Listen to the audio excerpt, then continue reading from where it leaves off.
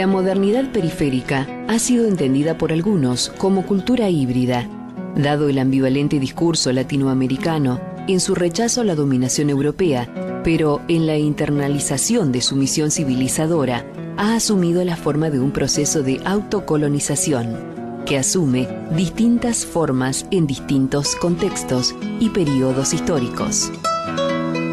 Una mirada austral pretende ser una visión alternativa desde la mal llamada periferia para abordar la globalización con ojos mejores para ver la patria.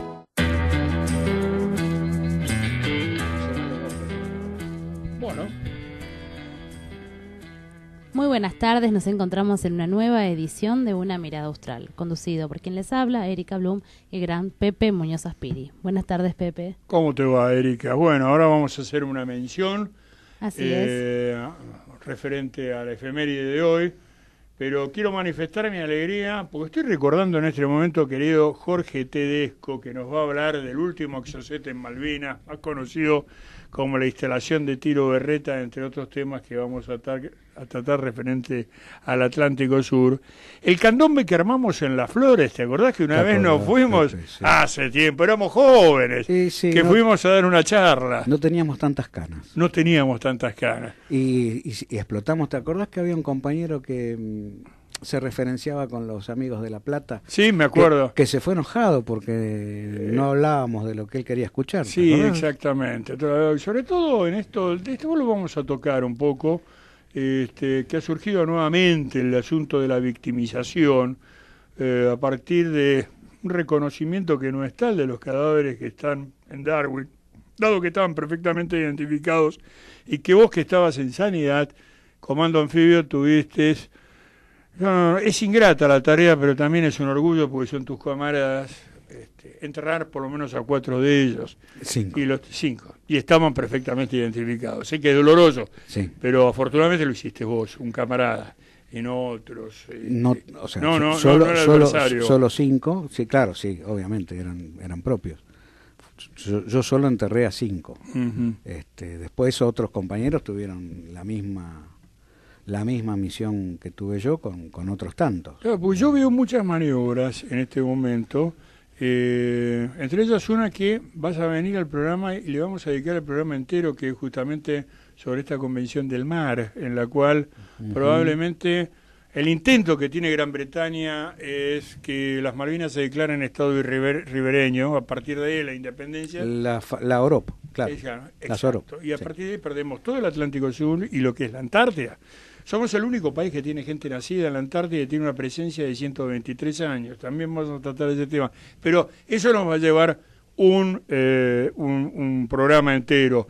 Lo que sí vemos, al menos un grupo de compañeros que estamos trabajando, de académicos del Instituto Rosas también, es que detrás, obviamente respetamos totalmente los deseos y el dolor de los familiares, pero detrás de toda esta movida de tanto homenaje, tanta gaita, tanto intercambio de cascos, tantas comunicaciones, yo lo maté a su marido, ay querido, no te hagas problemas, tomamos un té, claro. Muchas gracias, por lo menos, pero lo mataste bien, porque en la ESMA me lo hubieras tirado de un avión, una cosa así, que nos llama demasiado la atención, cantantes lacrimógenos que bajan, gente que no sabemos que bajan del avión, ¿no? Gente que no tiene nada que ver ni con los familiares, sí, ni con los camaradas. Bueno, detrás de todo esto, evidentemente, y no es casual el embajador británico que tenemos ahora, que es de una viveza casi criolla prácticamente. Sí, absolutamente. Sí. Y Gran Bretaña siempre el Río de la Plata, tanto Montevideo como Buenos Aires, ha mandado gente altísimamente preparada,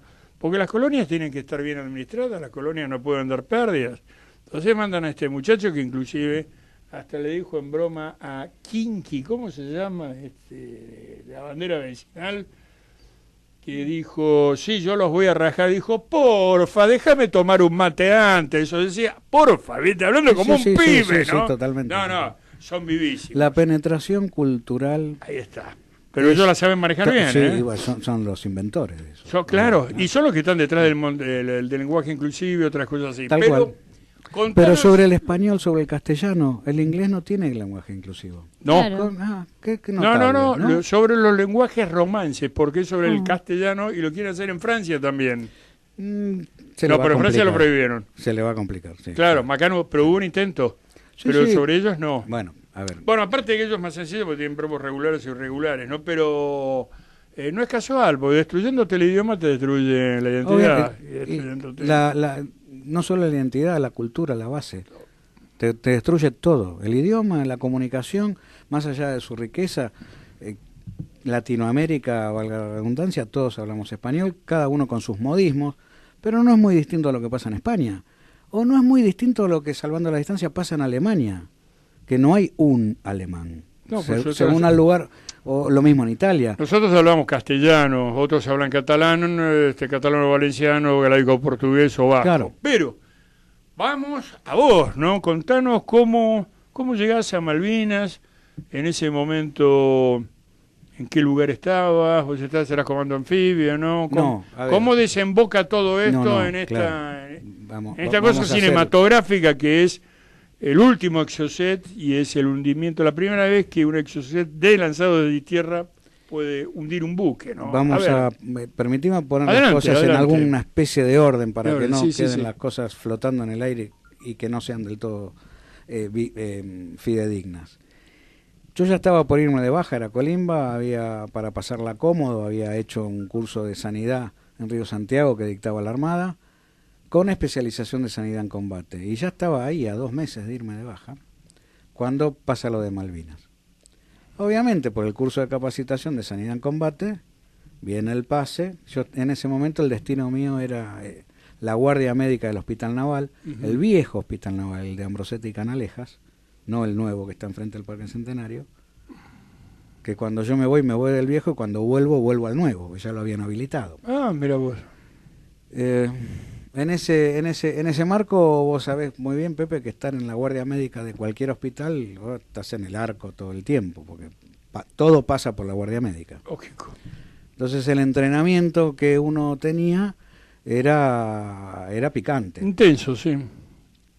Más en un hospital militar donde te aparecen tipos lastimados feos, tipo heridas de bala, vos ves todo ese tipo. Es como laburar en el Churruca, el tipo que labura en el Churruca se Obviamente. encuentra con una cantidad de heridas que son propias del laburo, o más normales.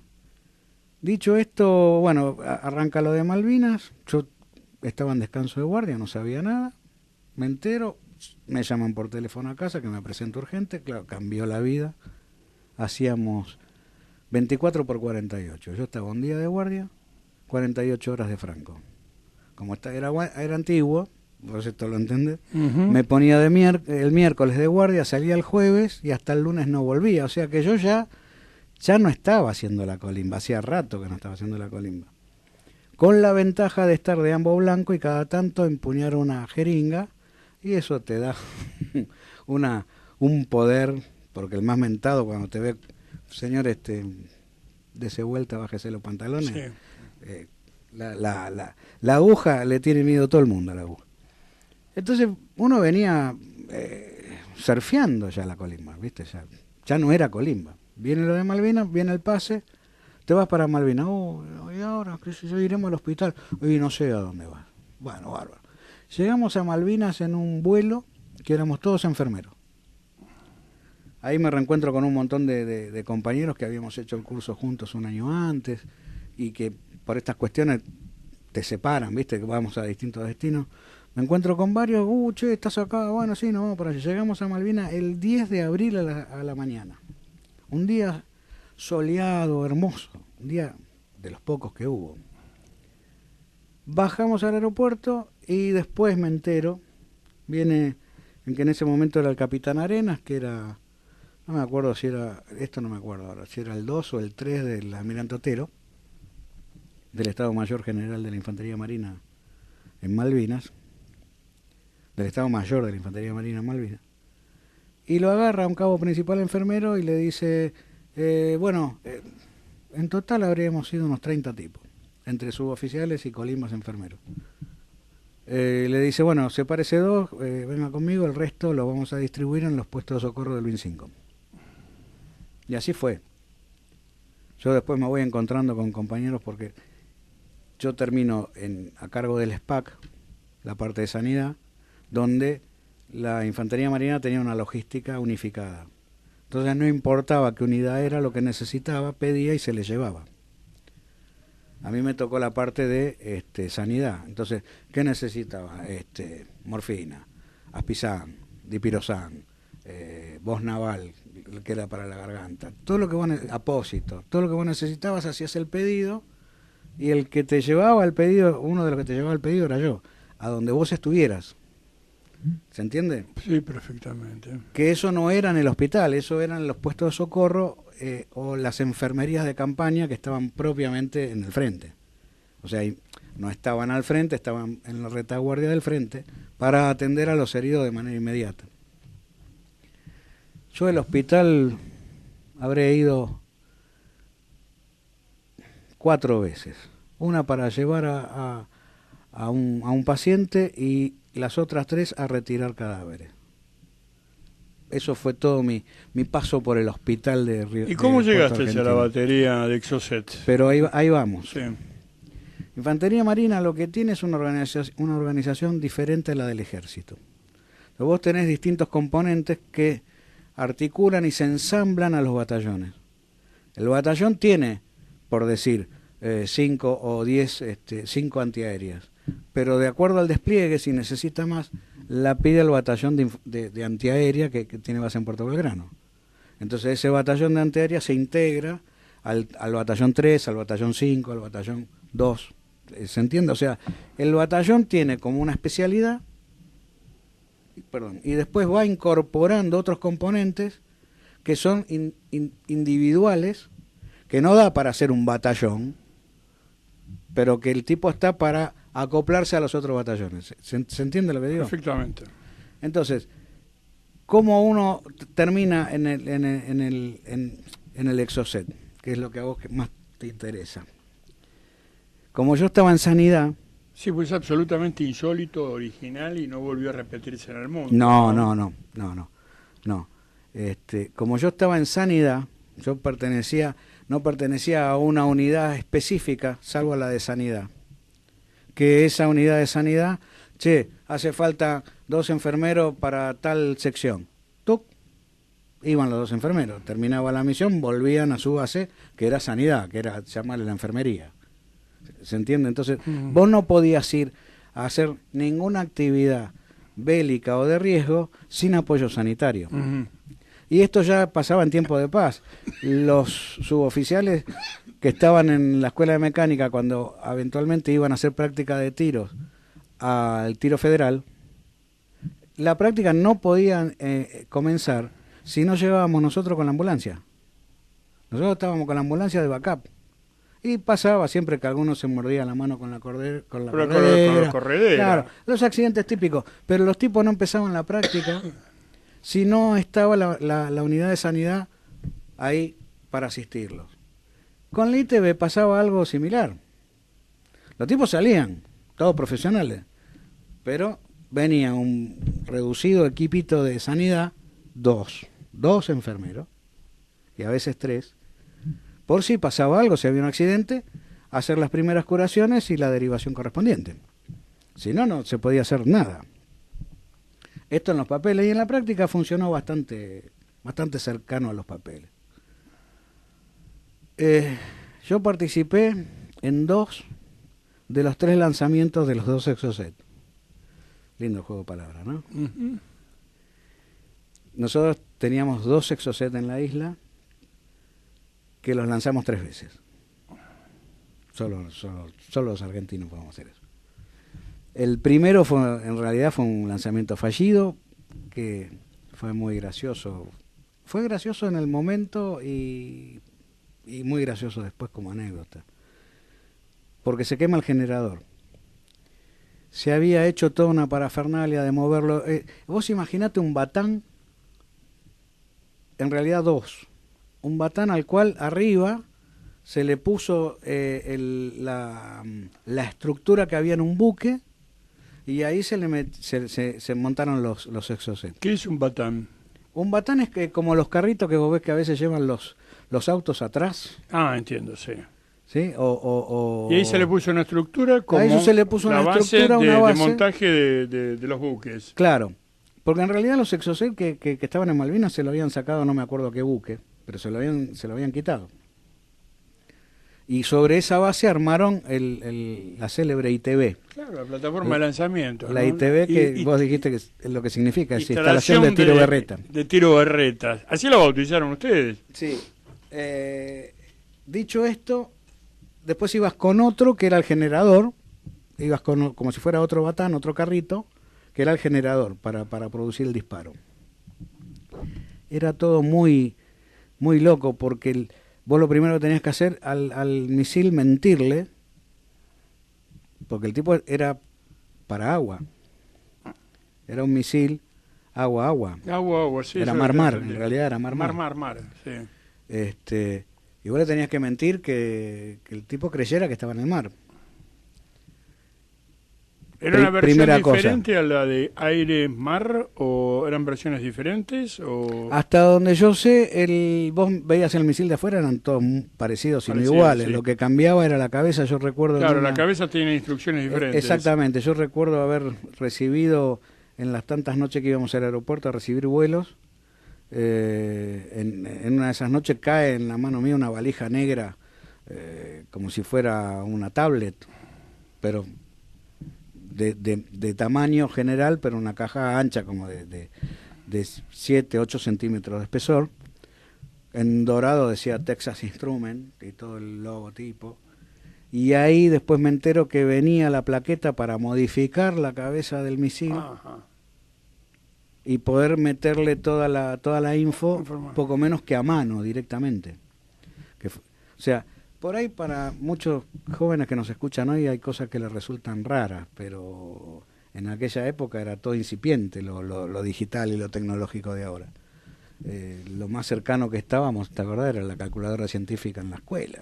Sí, pero inclusive en 1982 es cuando sale la primera PC, personal computer. Sí, pero valía como un departamento. Pero valía como un departamento. Claro.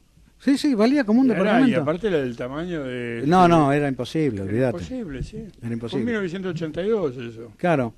17 años ha cambiado completamente. En este marco vos pensás que no se pudo traer todo el sistema de disparo de un buque y adaptarlo. Se trajo la rampa, se trajeron 3, 4 cosas más y arreglate a lo argentino, ¿viste?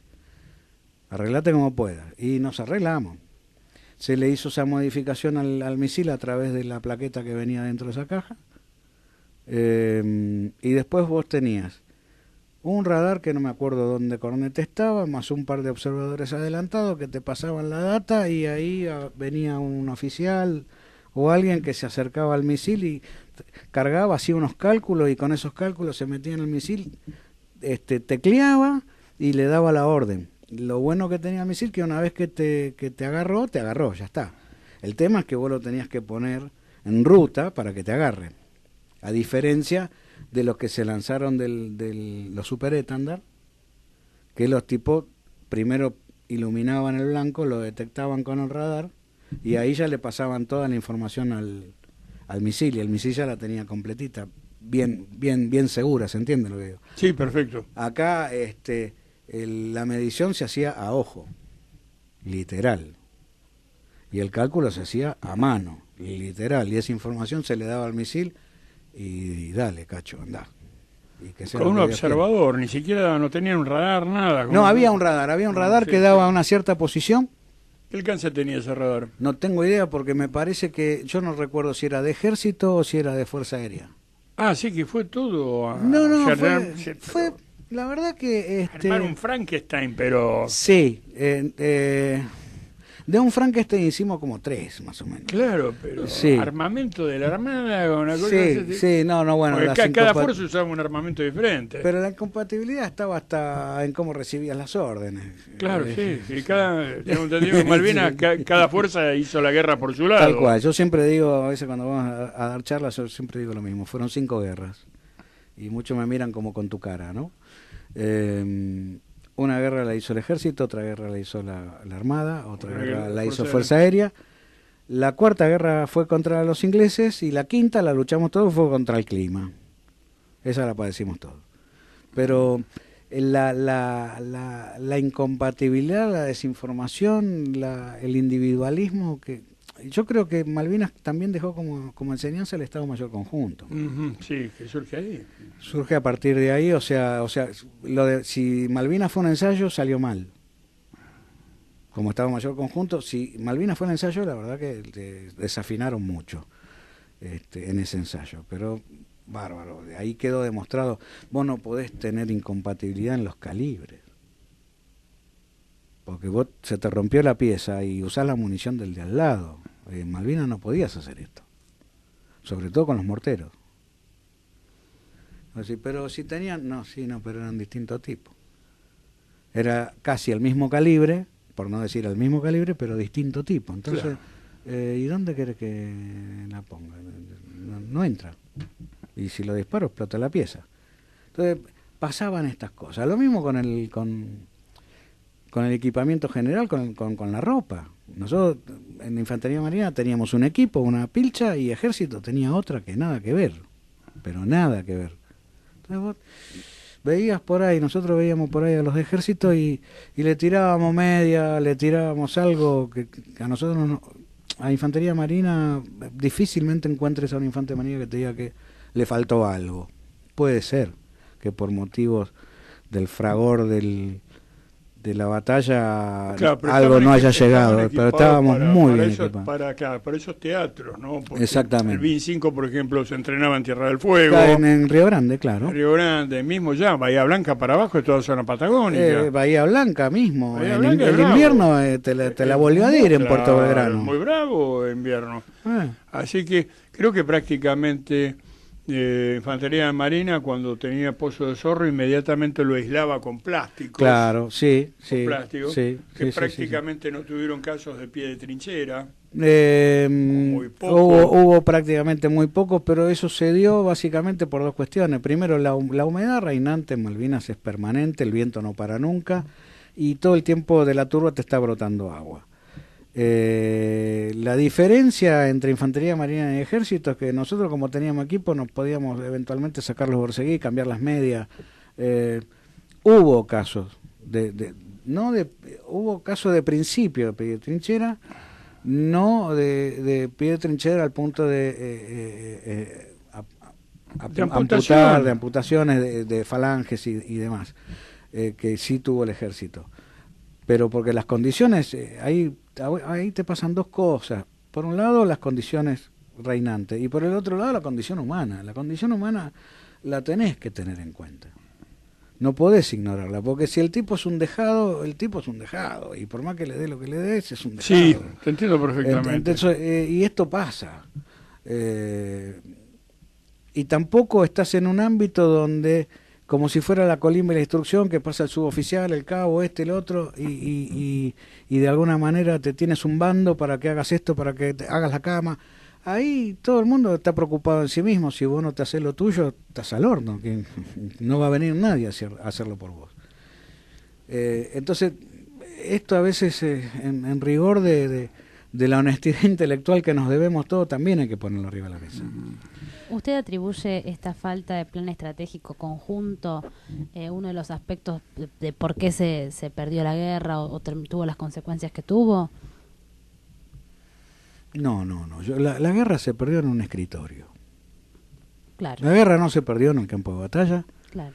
La guerra se perdió en un escritorio y se perdió mucho antes que el propio combate. De que empezaran los combates más aguerridos, inclusive. Esa decisión ya estaba tomada, me animo a decirte, una semana antes de que se firmara la capitulación. Que quiero hacer una salvedad, o sea que me dio el pie. Argentina, con respecto al conflicto por Malvinas, no se rindió el 14 de junio de 1982. Ahí se firmó un cese al fuego. Se rindió en el Tratado de Madrid. Exactamente. La Argentina se rinde ante Inglaterra en los Tratados de Madrid y Londres.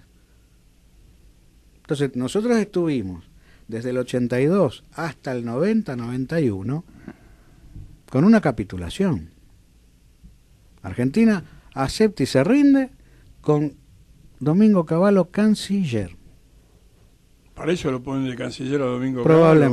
Probablemente, y por eso ahora está hablando de que dolaricemos los sueldos. O sea, apunta al quiebre total y absoluto otra vez del país. Netamente. Digo, o sea, qué sé yo, no nos metamos en eso.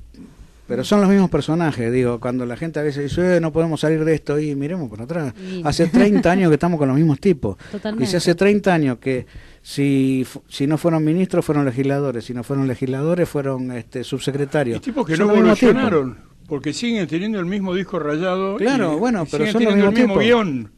Mirá, No es que digan, evolucionamos, que hayan sido... Tirame el nombre, vos sabés de mi militancia con el tema de la causa y en el sector. Tirame el nombre del político que vos quieras.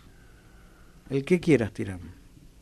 En este momento, Storani, mira. sí.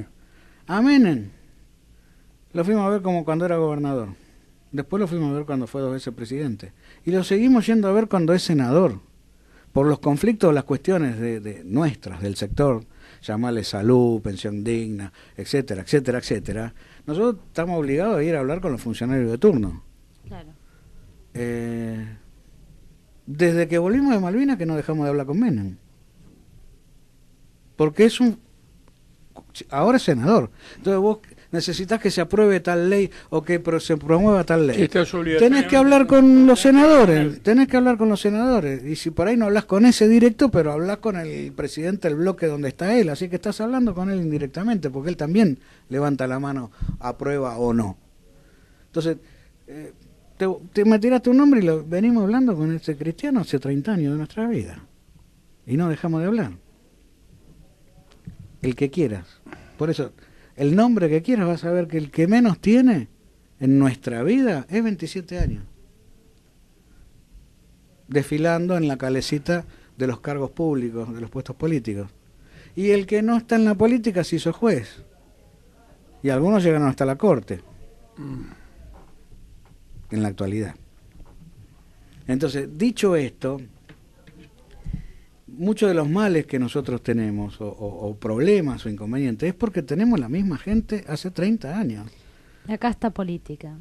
Parece que está son buenísimo, lo mismo, son lo porque ninguno ha renunciado a sus honores. Y a sus Yo cargos. siempre dije lo mismo, una vez que se suben a la calecita, no se Totalmente. bajan más, Debe se quedan ser- parados, se bajan del caballito, se suben en el avioncito, se bajan del avioncito, se Sí, suben sí, al sí, autito, o totalmente. se quedan parados, prometen que no agarran la sortija, pero no se baja ninguno. Por algo hoy se habla de jugar en política, algo que de alguna forma banalizar algo tan serio como es la política, que Claro, no tomamos, claro. que no ninguno la toma Bueno, esto es lo mismo con que el cuando debido respeto que tienen que tener. maestro, viste cuando vos vas por la calle y a cualquiera sin saber quién es o un linchero, maestro, ¿cómo maestro? Maestro es algo serio, no le puede decir maestro a cualquiera. Jugar en política es lo mismo que decirle maestro al colectivero, al primero que pasa. Sí, a mí me enerva cuando escucho ese Volviendo tipo a de la palabras. ITV, Pepe, perdóname, vos sabés cómo es lo mío. No. Vamos a hacer el primer lanzamiento. Ese día se había dado la orden de que el SOSMA no contestara. Todas las noches entraban 2, 3 fragatas a la bahía y hacían lo que es el ablandamiento y tiraban sobre las distintas posiciones defensivas alrededor de Puerto Argentino. Y hacían bastante estrago. Entonces, cuando entra en funciones el SOSMA, el 155, era maravilloso porque al tercer disparo los tipos se iban. Al tercer disparo del SOSMA los tipos dejaban de disparar y se iban. Entonces esa noche se dio la orden uno dice esa noche, hago un paréntesis, a eso de las 4:30, 5 de la tarde ya se hacía de noche y recién empezaba a clarear 9:30, 10 de la mañana. Entonces la noche era noche muy larga, el día era cortito.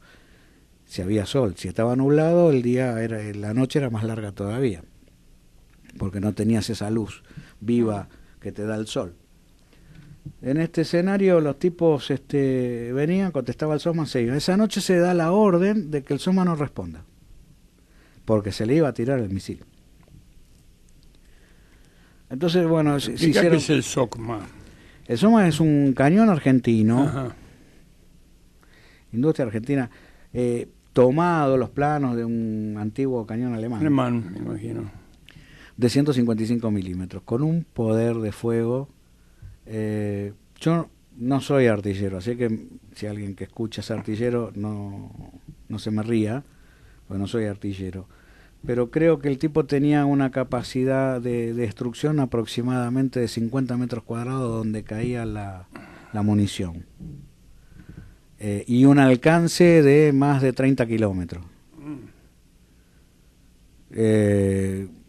Dejo abierto esta pavada que puedo estar diciendo a alguien que sea artillero. No, se entiende ahora pero, por qué se retiraban los buques. Claro, no, era una pieza infernal. Si no eran 30, eran 25 kilómetros de alcance. Y si no eran 50 metros cuadrados de destrucción, eran 40. Sepan disculparme la falta de idoneidad o expertise sobre el particular, pero sí que era una pieza de artillería importantísima, muy potente. ¿Y ese día no tiró justamente para habilitar? No, porque la idea era que se cebaran. Porque los tipos ya entraban y ya sabían, empezaban a tirar, y esto es un poco el gato y el ratón. Es claro, un juego del se gato cebaran y el ratón. Y entraran. Entonces, más profundamente. Claro, la idea era esa, que los tipos se cebaran y entraran, tomaran un poquito de confianza y nos dieran todo el tiempo que se necesitaba para preparar el misil y disparar. La cosa es que, bueno, entran, empiezan a bombardear la fragata y empiezan todos los preparativos, una corrida, un pandemonio.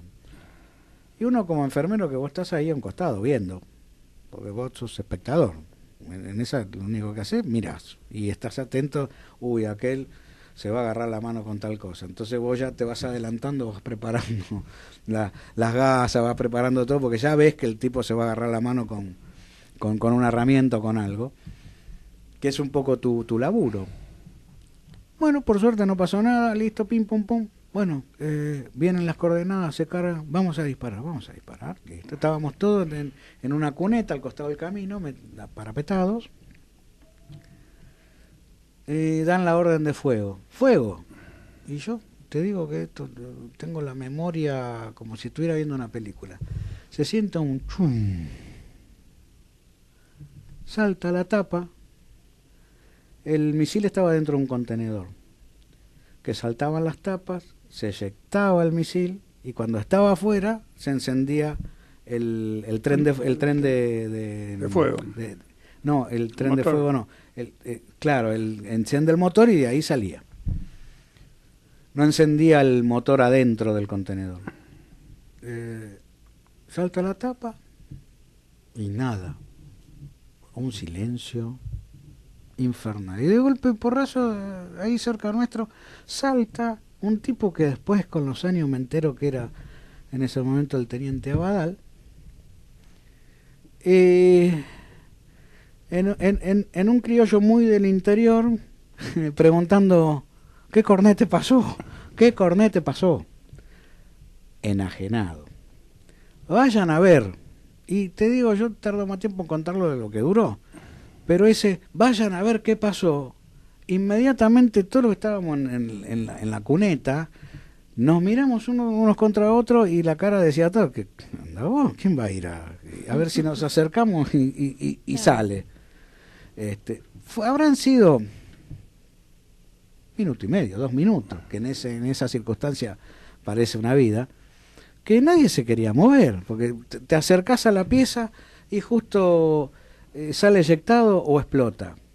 Hasta que al final, bueno, en ese pandemonium, alguien se acercó, creo con su oficial, y se acercó primero al generador, un poco retirado del contenedor del misil, y dijo, se quemó el generador, no alcanzó a dar la potencia necesaria para que arrancara el misil. Ahí empezó otra serie de rosarios criollos autóctonos a decir, den aviso, den el parte, porque para todo esto las fragatas seguían tirando. Algunos dijimos que esa noche las fragatas tiraron hasta la bala de salva y se fueron, porque hasta que llegó la orden al SOSMA y el SOSMA le empieza a responder el fuego, ya prácticamente ya habían dejado de disparar los buques británicos. O sea, hubo un tiempo que fue considerable, no fue de horas, pero en combate 10 minutos es como un día entero, para significar también esto.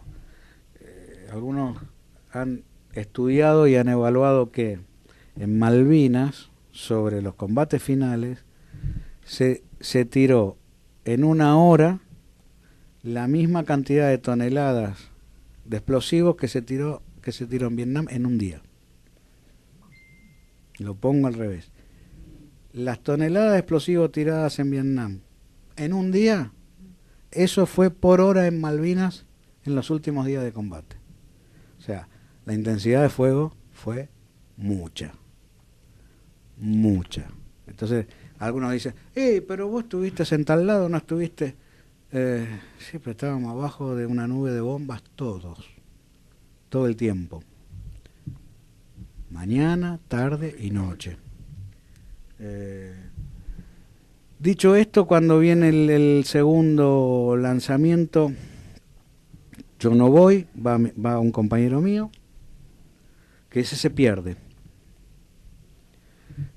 Por esto de la carga manual, de la información, qué sé yo, ese se pierde.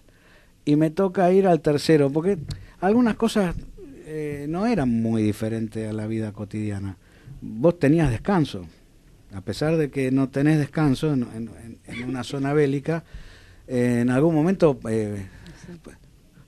parás, porque si no el cuerpo se te desconecta. Entonces nosotros teníamos un ritmo, a veces llegamos a tener un ritmo de 2 horas por 2 horas. Estabas 2 horas en training total y ibas y descansabas 2 horas. Y después volvías. Lo pensás hoy y decís, una locura, ¿viste? Pero bueno, era la vorágine. Venía uno, te reemplazaba y vos te ibas a descansar 2 horitas. Y después venía otro a las 2 horitas y te agarraba de las pestañas, dale, que me toca descansar a mí. Dicho eso, en el tercero, cuando sale, ya estaba todo aceitado, gracias a Dios, fue también como que tragicómico. Esa es la que impacta. Porque el tipo cuando sale empezó como si fuera, imagínense un buscapié, pero que vos lo tirás para el aire. Claro, el tipo, nosotros estábamos en tierra. Y el tipo, hasta que no leyó la lengua de fuego, la lengua de agua, como que no se estabilizó. No encontraba la ruta. En una de esas el tipo se ve que mordió la lengua de agua y se estabilizó y salió, pero previo a eso fue una cosa de locos que iba para todos lados y en un momento pensamos, está apuntando para las posiciones del BIN-5. Qué desastre que vamos a hacer. Nada, son milisegundos, porque el tipo automáticamente volvía a corregir, qué sé yo, y cuando enganchó la lengua de agua, como que se estabilizó y salió. ¡Tuc! Y al rato, bueno, sentimos la explosión y vimos un resplandor infernal. Y yo ahí no sabía que le habíamos pegado, la verdad. Sabíamos que le habíamos pegado algo. Ya no teníamos la duda de que le habíamos pegado algo de los británicos, pues ya habíamos visto que el tipo había enfilado por la lengua de agua rumbo para afuera, como quien dice. Porque el temor nuestro era que el tipo estaba tan desviado que iba a caer en cualquier lado, pero por suerte no. Pero esas sensaciones son tragicómicas porque vos estás con todo el estrés por un lado, estás con toda la adrenalina por el otro, querés hacer impacto donde querés hacer impacto, y no querés hacer daño donde no querés hacer daño. Son cosas que te pasan todas juntas en una muy corta fracción de tiempo, todas sensaciones que te pasan demasiado rápido. Así que cuando vimos el resplandor y los que estábamos ahí, al menos no los que teníamos acceso a la comunicación, porque el teniente sí tenía acceso a la comunicación y después que impacta recibe la confirmación de que había sido un blanco de un buque británico. Pero hasta que nos llegan a ese dicho a nosotros, pasó un tiempo largo, pero era más la intuición, que sabíamos que un desastre lindo habíamos hecho. En ese momento vos estás midiendo eso, ¿no? Suena raro, pero vos estás tratando de ver qué cantidad de daño le podés infligir a la otra parte para que se termine la historia. Ya está, te gané. Es como un partido de fútbol. Totalmente. Yo te voy a ganar por cantidad de goles, ¿viste? Sí, listo. Bueno, es que ¿cuántos goles le haces al otro? Listo, ya está, terminamos, ganamos o perdimos. Bueno, ¿qué nos pasó? Nos pasó que no. A ver, no nos golearon. ¿Sabes que en el frente de combate yo te diría que fue como un partido de ajedrez? Fuimos a tablas. Claro, por eso mismo yo te preguntaba si una de las razones por las que se hizo la diferencia fue esta falta de estrategia conjunta entre las tres fuerzas. Ponele, sí. O esto que vos mencionabas, las 5 guerras que se libraban sí. al mismo tiempo. Ponele. Sin un plan común. Yo creo que más allá de esta falta de un plan común, también hay una falta de una idiosincrasia común, que seguimos teniendo los argentinos al día de hoy. Malvinas lo puso más arriba de la mesa. ¿Qué quiero decir con esto? Lo puso en evidencia, sí. Claro. ¿Qué quiero decir con esto? Había componentes dentro de cada una de las fuerzas que tenían una visión respecto a la geoestrategia y la geopolítica, que era para un lado, y había por ahí compañeros de promoción de esa misma persona que tenía la visión opuesta. Y estábamos todos juntos en el mismo lugar. Esto es independiente de que hubiera sido de una fuerza o de la otra. Ese pensamiento dual o divergente estaba en todas las fuerzas por igual. Entonces depende, había fuerzas como el ejército, que Malvinas fue más numerosa que respecto a la infantería marina, donde vos notabas más ese divorcio de pensamiento, donde estaban los tipos aguerridos, que sí, por la bandera, por la patria, y estaban los tipos de ¿y qué estoy haciendo acá? Como era más cantidad, lo podías visualizar más fácil. Pero en las otras fuerzas pasaba lo mismo. O sea, tipos que se preguntaban ¿qué estoy haciendo acá? Me quiero ir, como supo decir un ex ministro de Economía en algún momento. Sí.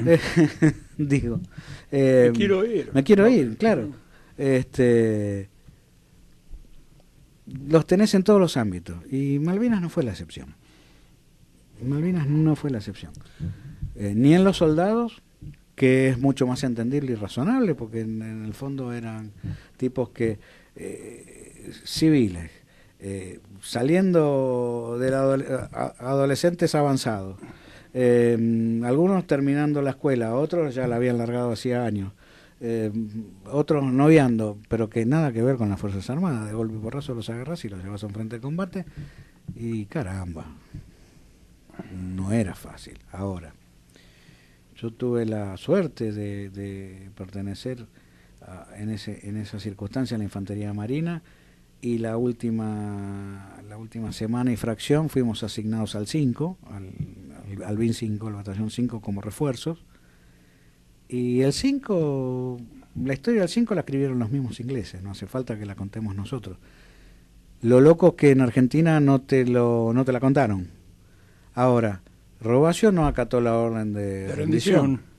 Y seguimos combatiendo hasta entrada a la tarde, casi en la última sección, arriba a Puerto Argentino, alrededor de las 3:30, 4 de la tarde, ya casi a punto de oscurecer, portando el armamento, porque literalmente agotamos munición. Nos fuimos replegando, las distintas secciones, a medida que agotábamos munición, se iban replegando en sí mismas sobre otra posición que todavía conservaba capacidad de fuego. Hubo 2 altos al fuego a través de helicópteros de la Cruz Roja, porque ya se había firmado la capitulación, listo, ya está, terminado. No, de ninguna manera. Robacio, yo recuerdo que Robacio dijo, yo no me pienso rendir porque me van a hacer una corte marcial. Yo, si no tengo 2/3 de baja de la tropa o agoto munición, no me rindo.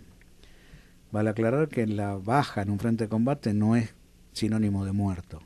Un herido es una baja. Claro.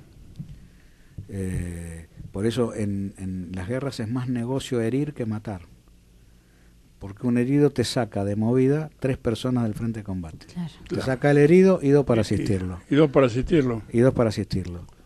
Y además, si vos lográs herir mucha gente, vos provocás la desmoralización de la tropa, porque los gritos de dolor o la queja por el dolor va diezmando la moral del entorno. Entonces por eso vos necesitas 2 tipos para agarrar al herido y sacarlo rápido, no solo para tratar de salvarle la vida, sino para que no te desordene el punto álgido de moral que está haciendo combatir al resto. No es más negocio herir que matar. Una vez que se murió, ya está, no se queja, no le duele, seguís caminando. Entonces, cuando Robacio decía 2/3 de baja, hacía referencia a esto, no a tener 2/3 de muertos. Porque claro, no era perverso. De hecho, el Batallón 5, en función de los distintos combates que llevó adelante, es el que menos bajas de muertos tuvo 16 bajas nada más. Estamos hablando del BIN 5, aproximadamente casi unos 700 y pico de tipos propios, más unos 150 agregados, más una compañía de ejército que se le suma. Estamos hablando de más de 1000 personas, 1000 combatientes. El BIN 5 tuvo 16 bajas. Eso habla de ejército, el subteniente Sapo Silva. Exactamente, Silva. Eso también habla de lo grande que era el comandante Carlos Hugo Robacio. De hecho, reescribió los manuales de la Infantería Marina. En ningún manual de la Infantería Marina del mundo estaba el empleo de la Infantería Marina como se empleó en Malvinas. Revolucionó un montón de cosas. Malvinas dejó un montón de enseñanzas a nivel mundial. En la actualidad se estudia en West Point. Nosotros no ninguneamos Malvinas, pero Malvinas dejó enseñanzas como, por ejemplo, a los montañistas, cuando los tienen que rescatar, lo primero que hacen, los enfrían. ¿Por qué? Porque se descubrió en Malvinas que un tipo con esa herida en otro escenario tendría que estar muerto. ¿Y cómo está vivo? Bueno, porque la temperatura hizo retardar distintos procesos. Entonces empezaron a aplicar técnicas de sanidad vinculadas al frío para politraumatismos severos en zonas de esquí y demás, que permitieron salvar vidas que antes no se salvaban porque no se tenía esta posibilidad de prolongar el tiempo del malestar para una evacuación coordinada y ordenada para que el tipo pueda recibir la asistencia que necesita. Entonces aparecieron las mantas frías, aparecieron un montón de cosas para trasladar a los enfermos por un espacio de tiempo prolongado o a los accidentados y poder asistirlo en un centro especializado y salvarle la vida. Esa enseñanza la dejó Malvinas. Interesante. Como tantas otras. Es muy loco que nosotros acá en Argentina no hayamos incorporado ninguna de todas esas enseñanzas. Que sigamos hablando de Malvinas como el delirio de un borracho que algún como día una sí letanía, claro, algo que se pretende olvidar. Ahora lo que yo me llamo la atención, decisión política de es aquel... la reivindicación que están haciendo, no de la guerra, sino de la actuación bastante heroica de nuestra gente, de todos, incluidos los oficiales, todo esto, sí. De los pibes muy jóvenes, de los pibes muy jóvenes lo estoy viendo, porque sí. En los 20, 30 años era iluminaditos por la lástima. Illuminati Pelofuoco. Claro, exactamente, sí. ¿no? Iluminados por la lástima, los chicos, esto y aquello. Pero no, pero el pibe de 15, 16 años dice, qué valerosos son nuestros hombres. Vos fíjate, permíteme, Pepe, sí. Una digresión a eso. Mientras nosotros en la inmediata posguerra escribíamos Los chicos de la guerra, Illuminati Pelofuoco, y todos títulos así, deplorables, los ingleses, los británicos, los títulos eran Viaje al infierno, No Picnic. Qué diferencia, ¿no? O sea, para nosotros fue, pobrecitos los chicos. Y a ver, vamos a pensar acá. Éramos chicos, mira, con mirar, éramos casi todos clase 62. Al 82, la matemática, ¿qué te dice? Que no éramos de 18 años. Bien. Ahora ellos también, es más, ellos tienen en el, no me acuerdo si en el para 2 o el para 3, tienen caídos de 16 años. Sí, que y ellos lo ponen al BIN.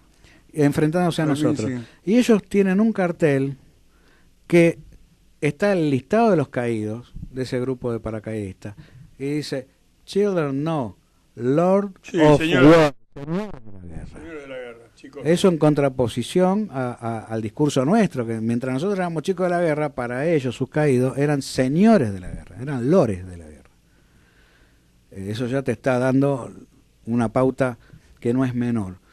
No obstante, yo siempre dije lo mismo, mis hijas no vieron en la escuela lo mismo que vi yo respecto a Malvinas, ni en su primaria y mucho menos en su secundaria. Con lo cual, no fue fácil para mis hijos vivir con un excombatiente, porque la escuela le iba en contra. ¿Me va siguiendo?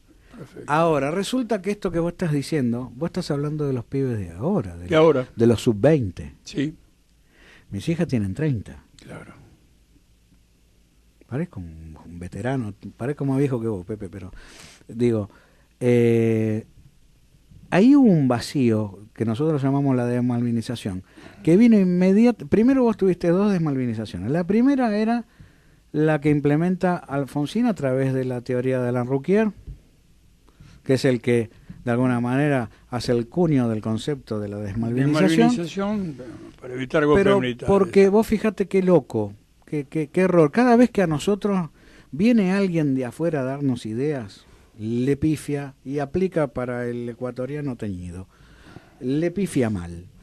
¿Por qué? Porque el tipo aplicó una teoría que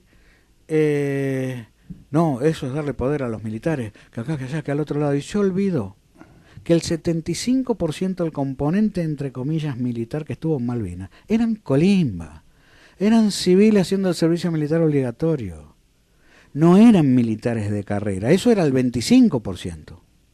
Entonces, para matar al 25%, mataron al 100%. Pero no pudieron, como en el Cusco, ¿viste? Y no podrán matarnos, que está en la plaza principal del Cusco, en la rendición de homenaje.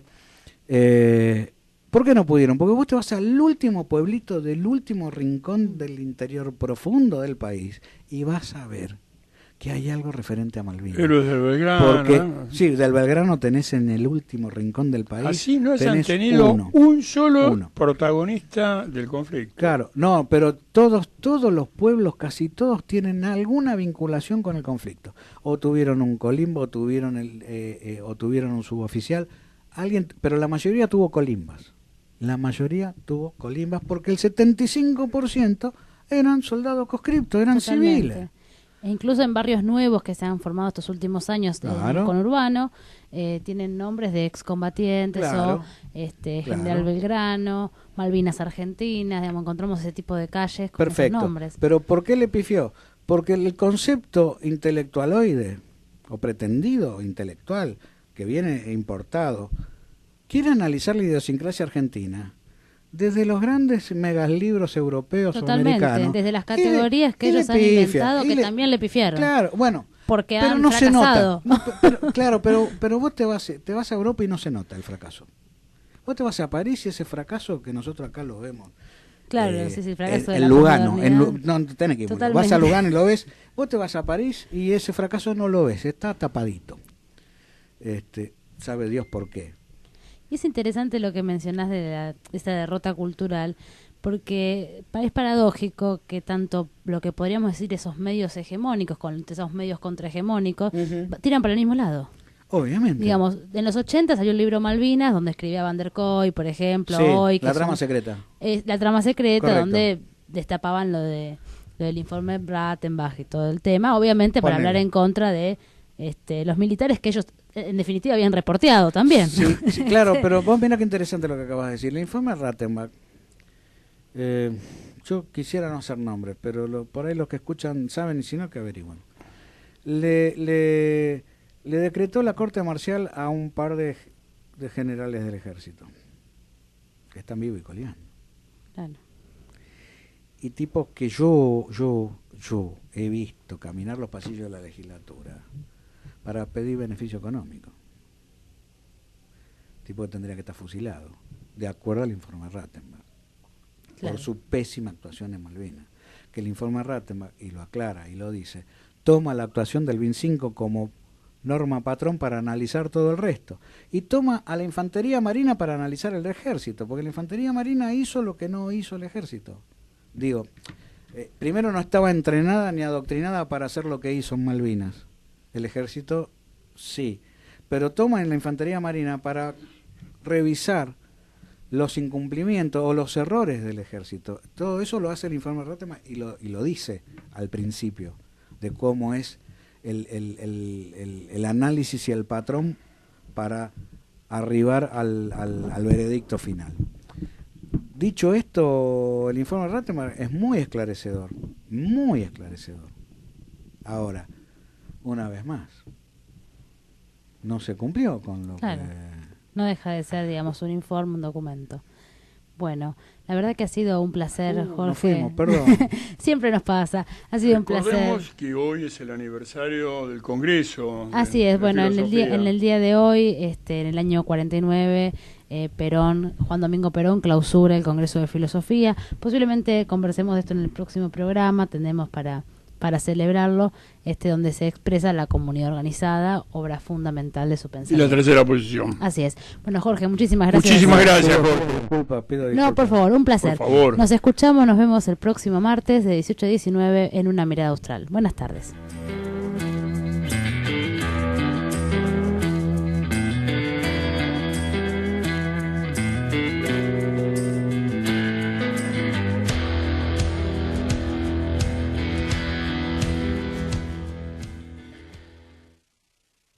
Estás escuchando Radio Sónica desde Buenos Aires, Argentina, hacia todo el planeta. Ganadora de los premios Éter 2008 y 2014.